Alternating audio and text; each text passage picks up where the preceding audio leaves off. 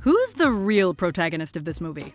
Welcome to MsMojo, and today we're counting down our picks for the top 10 most epic Miranda Priestly moments. For this list, we're looking at the most memorable moments from this character's story arc in The Devil Wears Prada. Sorry, Miranda.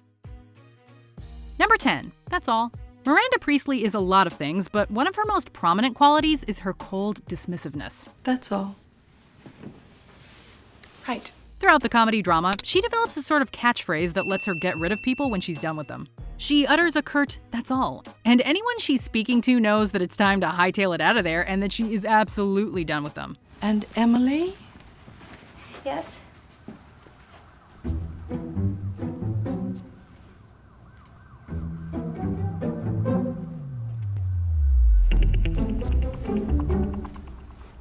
That's all. She leaves no room for questions or comments, because obviously her time matters more than anyone else's, and she certainly isn't going to waste it on you. I really did everything I could think of. That's all. Number 9. Saying she regrets hiring Andy. Andy learns early on that you want to meet Miranda's expectations, no matter how high and unreasonable they may be. Do you know why I hired you? I always hire the same girl. Stylish, slender, of course. Worships the magazine, but so often they turn out to be, I don't know, disappointing and, stupid. In this scene, Miranda delivers an epic teardown of her assistant after she disappoints her. She expresses regret over hiring Andy, who she thought would be different than the typical girl she had work for her. So, you, with that impressive resume and the big speech about your so-called work ethic, I thought you would be different. She refers to Andy ridiculously as the smart fat girl and says that she's more disappointed in her than any of her former employees. I said to myself, go ahead. Take a chance. Hire the smart fat girl. I had hope. My God, I live on it. It's harsh and totally unjustified, but we know that Miranda will resort to viciousness if she doesn't get what she wants. Anyway, you ended up disappointing me more than any of the other silly girls.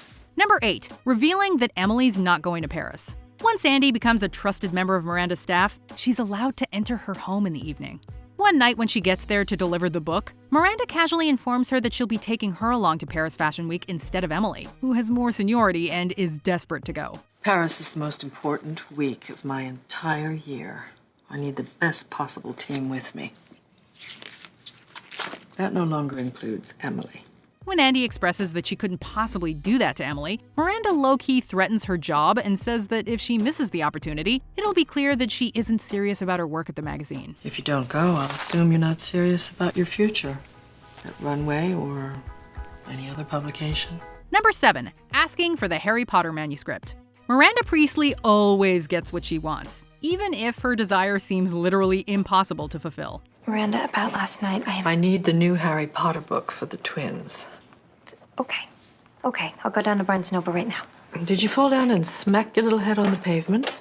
She asks Andy to procure the latest unpublished Harry Potter manuscript for her twin daughters so they can read it on a train ride, and Andy balks. Oh, and Miranda also tells her that if she can't pull it off, she'll be fired. You want the unpublished manuscript? Well, we know everyone in publishing. It shouldn't be a problem, should it? And you can do anything, right? Andy knows exactly how impossible it is to get advance copies of this particular series, but she calls in some favors and somehow miraculously manages to make it happen, getting a copy for each of the girls and gaining Miranda's trust. Number 6. Her interview with Andy.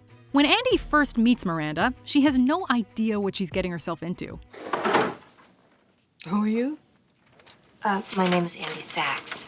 I recently graduated from Northwestern University. And what are you doing here? Miranda learns that Andy is not a runway reader and has essentially never even heard of her before, making her realize that this is not her typical interview where the subject is groveling and desperate to work for her. So you don't read Runway?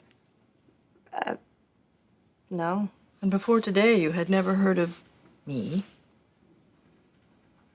No. Miranda very quickly shows that she's not impressed by Andy's journalistic credentials and dismisses her at the mention of a piece about a janitor union. I was editor-in-chief of the Daily Northwestern.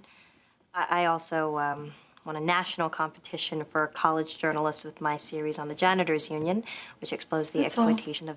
But Andy isn't ready to back down, and ultimately convinces Miranda that she's actually the right one for the job. You're right. I don't fit in here. I am not skinny or glamorous, and I don't know that much about fashion, but I'm smart. I learn fast, and I will work very hard. I've got the exclusive on the Cavalli for Gwyneth. Number 5, she tried to best a hurricane. Partway through the film, Miranda's stuck in Miami during a hurricane and wants to get back to New York. My flight has been canceled. It's some absurd weather problem. I need to get home tonight. The twins have a recital tomorrow morning at school. No flights are leaving the area because the weather's so bad, but Miranda insists that Andy try to find a way to figure it out. She makes countless calls and hears over and over again that there's nothing that can be done. Nothing is flying out? What do you mean nothing is flying out? It's from Miranda Priestly, and I know that she's a client of yours. She's flown with you before. Miranda says that it's just drizzling and assures her that she can find someone with a private jet to get her out of there. When Andy fails to do so, it leads into the scene where Miranda tells her how disappointed she is in her incompetence. Miranda, hi. Look, I'm trying to get you a flight, but no one is flying out because of the weather. Please, it's just, I don't know, drizzling. Well, someone must be getting out. Call Donatella, get her jet. Number 4, gird your loins. All right, everyone, gird your loins. On the day of Andy's interview with Miranda, all of the runway employees scramble as soon as they find out that Miranda will be arriving in the office earlier than anticipated. She manages to strike such fear into those who work for her that they rush around before she walks through the doors, tidying, changing shoes, and applying more makeup. Though we haven't even properly met the character yet, this scene shows us everything we need to know about her and how she's perceived by the people around her. I don't understand why it's so difficult to confirm an appointment. No, I'm so sorry, Miranda. I actually did confirm last Details night. of your incompetence do not interest me. Number 3, florals for spring. And this layout for the Winter Wonderland spread. Not wonderful yet. At one point in the film, we get a look inside a typical runway editorial meeting where Miranda presides over her employees, accepting and more often rejecting their ideas for different shoots and spreads for the upcoming issues of the magazine. What about accessories for April? One thought I had was enamel, bangles, pendants, earrings. No, we did that 2 years ago. What else? When one unfortunate editor suggests that they shoot floral looks for one of the spring issues, Miranda is ready with a scathing response. Florals for spring. Groundbreaking.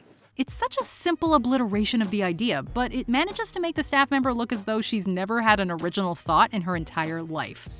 Number 2, everybody wants to be us.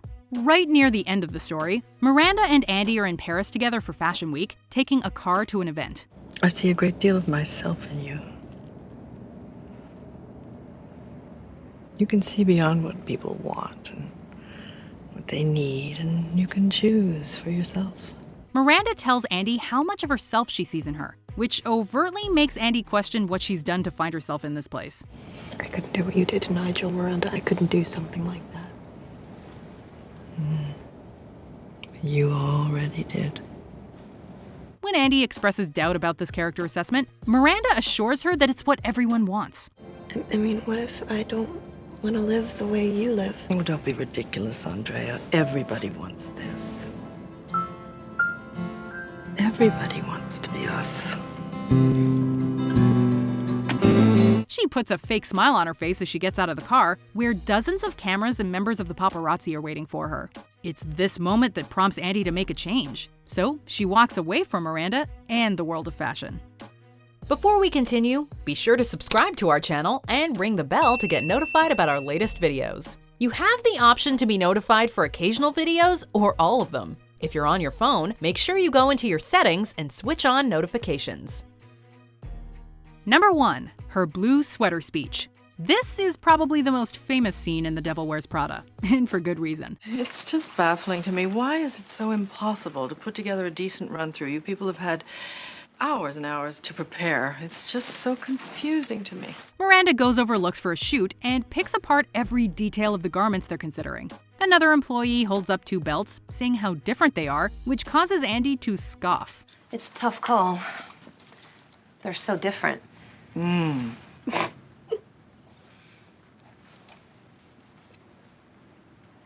Something funny? Miranda takes this opportunity to deliver a lecture on how the fashion industry works, tearing Andy apart for thinking that she lives outside the world of trends and simultaneously insulting her sense of style. You go to your closet and you select, I don't know, that lumpy blue sweater, for instance, because you're trying to tell the world that you take yourself too seriously to care about what you put on your back. But what you don't know is that that sweater is not just blue, it's not turquoise, it's not lapis, it's actually cerulean. Not only was this speech perfectly cutting, it also actually taught many viewers about the lifespan of a trend. And it's sort of comical how you think that you've made a choice that exempts you from the fashion industry when in fact you're wearing a sweater that was selected for you by the people in this room from a pile of stuff. Do you agree with our picks? Check out this other recent clip from MsMojo, and be sure to subscribe and ring the bell to be notified about our latest videos.